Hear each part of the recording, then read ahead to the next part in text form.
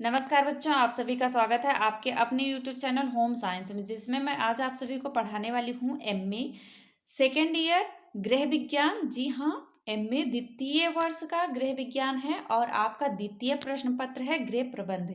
जी हाँ, इससे पहले मैंने वीडियो अपलोड किया था प्रेशर कुकर के बारे में, जो द्वितीय प्रश्न पत्र का भाग बी था, पार्ट बी था। और ये पार्ट ए है गृह प्रबंध, पार्ट बी था हमारा गृह उपकरण था, जो गृह से संबंधित गृह व्यवस्था से संबंधित उपकरण है। जी हाँ, उसमें मैंने प्रेशर कुकर के बारे में बताया था। जैसा कि आप सबको पता है, पेपर आप सबका बहुत नज़दीक है, इसलिए हम बहुत फास्ट वीडियो को कवर करेंगे। क्या है बच्चों, गृह प्रबंध। ये जो गृह प्रबंध है, इससे आपके कई प्रश्न भी बन सकते हैं। आप अपने इतने तो आप टैलेंटेड हैं, क्योंकि आप एमए सेकेंड ईयर में हैं, तो आप सब इतना तो आप अपने खुद के अनुभव के द्वारा भी लिख सकते हैं, क्योंकि बीए में आपने पढ़ा है गृह प्रबंध के बारे में। इसलिए हम शॉर्ट में आप सबको समझाने का प्रयास करेंगे। और अभी तक जिन बच्चों ने वीडियो को शेयर नहीं किया, वीडियो को शेयर कर दें। और इस वीडियो में कई प्रश्न ऐसे भी हैं जिनको हम करेंगे, जैसे मूल्य के बारे में भी जानेंगे। आगे देखते हैं क्या है मूल्य के बारे में। सबसे लास्ट प्रश्न है और मूल्य का प्रश्न बहुत इंपॉर्टेंट है, इसलिए उसे देखना मत भूलना। ओके, क्या है हमारा गृह प्रबंध दो शब्दों से बना है। जी हाँ, गृह प्रबंध जो होता है वो दो शब्दों से बना है। एक तो हमारा गृह होता है और दूसरा हमारा प्रबंध होता है। और गृह अर्थात वह भावनात्मक शब्द होता है। जो गृह होता है, घर होता है, गृह वो भावनात्मक शब्द होता है, हमारे दिल से संबंध होता है। इसका गृह का हमारे दिल से संबंध होता है। जबकि अगर प्रश्न पूछा जाए गृह का, आपके गृह का किससे संबंध होता है, तो दिल से संबंध होता है। मनुष्य के पास एक मकान होता है, याद रखना। जैसे कि देख सकते हैं क्या होता है, मनुष्य के पास एक मकान होता है जो ईंट पत्थर सीमेंट लोहे से बना होता है। और इसी मकान को हमारी भावनाएं गृह के रूप में देती हैं। ऐसे तो देखा जाए तो मकान और गृह में, जी हाँ बच्चों, मकान और गृह में बहुत अंतर है। क्योंकि मकान तो ईंट पत्थरों से बनता है, लेकिन घर एक एकजुट होने से, एक भावना से बनता है, एक दिल के संबंधों से बनता है। इसलिए गृह कह सकते हैं, गृह भावनाओं के रूप में देती है। और फिर क्या है बच्चों, मानव में सबसे जो मकान में रहने वाले परिवार के लोग होते हैं, उन्हें स्नेह, प्रेम, श्रद्धा, सहानुभूति, व्यवहार उन्हें आपस में बांध कर बेजान मकान को घर में बदलती है। जो स्नेह, प्रेम, श्रद्धा, सहानुभूति, व्यवहार होते हैं, वही तो हमारे घर को, मकान को घर बनाते हैं। क्योंकि यदि देखा जाए, एक मकान है, ऊंचा मकान है, उसमें व्यक्ति ही नहीं है, कोई व्यक्ति ही नहीं, तो वो मकान कैसा घर होगा, उसमें तो कुछ भी नहीं है समझो।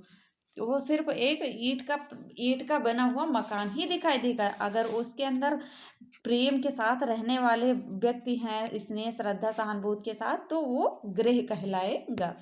गृह शब्द यदि हमारी भावनाओं से जोड़ा जाए तो गृह प्रबंध, गृह शब्द जो है वो हमारी भावनाओं से जोड़ा जाए तो गृह प्रबंध जो होता है, प्रबंध होता है, वो मस्तिष्क से किया जाता है। प्रबंध को किससे जोड़ा जाता है, मस्तिष्क से, और गृह को भावनाओं से। तो सॉरी बच्चों, मस्तिष्क से किया जाता है। ये दोनों शब्दों को विपरीत चीजों से जुड़े हैं। किससे जुड़े हैं, विपरीत चीजों से जुड़े हैं। एक तो हृदय से, दूसरा मस्तिष्क से। इन दोनों का उचित समन्वय ही गृह प्रबंध कहलाता है। इन दोनों का उचित समन्वय अर्थात उचित मेल ही गृह प्रबंध कहलाता है। प्रबंध किसी भी कार्य को करने की वह विधि होती है जिस विधि द्वारा हम विशेष परिस्थितियों में अपने पास उपलब्ध साधनों का प्रयोग इस प्रकार करते हैं कि हम अपनी तथा परिवार की अधिकतम आवश्यकताएं पूर्ण कर सके। नेक्स्ट प्रश्न है हमारा बच्चों, और अभी तक जिन बच्चों ने चैनल को सब्सक्राइब नहीं किया, सब्सक्राइब कर ले, वीडियो को शेयर करना ना भूलें। ओके, और जिनको पसंद आता है लाइक क्यों नहीं करते बच्चों, लाइक तो अवश्य किया करें और कमेंट भी किया करें। आपकी कोई राय हो तो मुझे दिया करें, जिससे मैं आपके लिए और भी वैसे ही वीडियो बना सकूं जैसा आपको पसंद हो। ओके, तो क्या है दूसरा प्रश्न हमारा, परिवार के सदस्यों का सहयोग।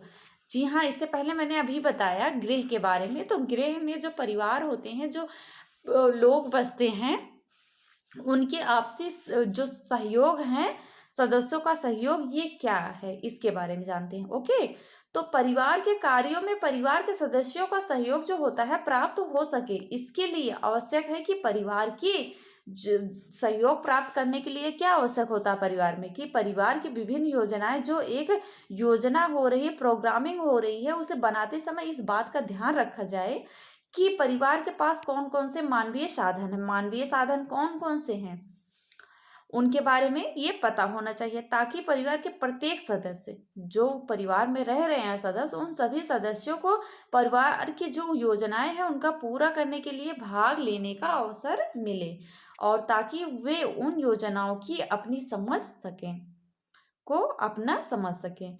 क्योंकि यदि वे अपने उसमें सम्मिलित नहीं होते, उन्हें पूरा करने में उनका योगदान नहीं होता है, तो वे परिवार में रहते हुए भी उस योजना का क्या होंगे, योजना को अपना नहीं समझ सकते। ओके, जब उनको कोई दायित्व नहीं मिलेगा, उनको कोई उनसे कोई संबंध नहीं होगा, उनसे कोई, जब वो योजना बन रही, प्रोग्रामिंग बन रही है, तो परिवार के सदस्य को सम्मिलित नहीं किया जाएगा, तो वो समझेंगे कि अपना नहीं है, अपना नहीं समझ सकते। ओके, अब नेक्स्ट प्रश्न है हमारा व्यय में प्रतिस्थापन। जी हाँ, व्यय में प्रतिस्थापन नियम को समझाइए। ये प्रश्न आपके एमए फर्स्ट ईयर में उपभोक्ता अर्थशास्त्र से लिया गया है। ओके, ये बहुत ही इंपॉर्टेंट प्रश्न है गृह प्रबंध में।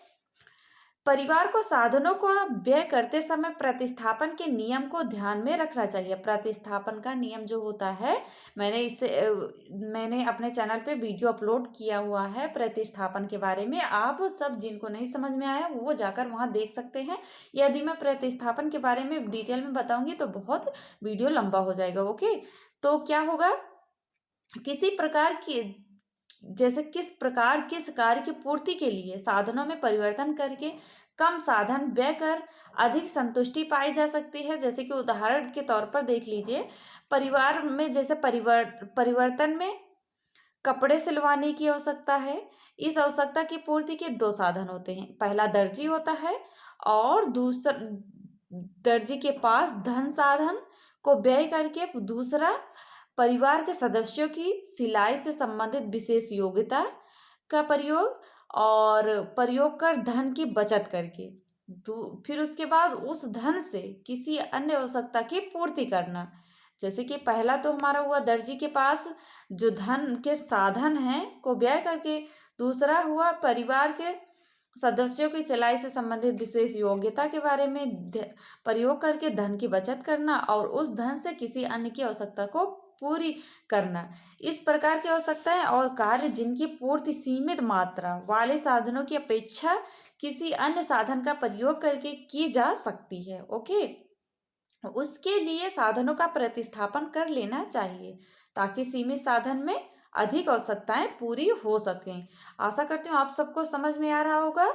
जिन बच्चों को नहीं समझ में आ रहा कमेंट में बताएं, और वीडियो को दोबारा देख लेंगे जिससे आसानी से समझ में आ जाए। क्योंकि सॉरी बच्चों, बहुत समय कम है आपके पेपर में, और इसलिए वीडियो जल्दी जल्दी अपलोड करते रहेंगे और फास्ट पढ़ाने की कोशिश करेंगे। तो आप सब इतने टैलेंटेड हो, सॉरी बच्चों, एमए फाइनल है आप सबका, तो आप सब इतना समझ सकते हैं। ओके, अभी तक जिन बच्चों ने चैनल को सब्सक्राइब नहीं किया, सब्सक्राइब कर लें, वीडियो को शेयर जरूर कर लें। मूल्य को परिभाषित कीजिए। जी हाँ, निकिल एवं डार्सी के अनुसार मूल्य मानवीय व्यवहार को प्रेरणा प्रदान करने वाले तत्व हैं।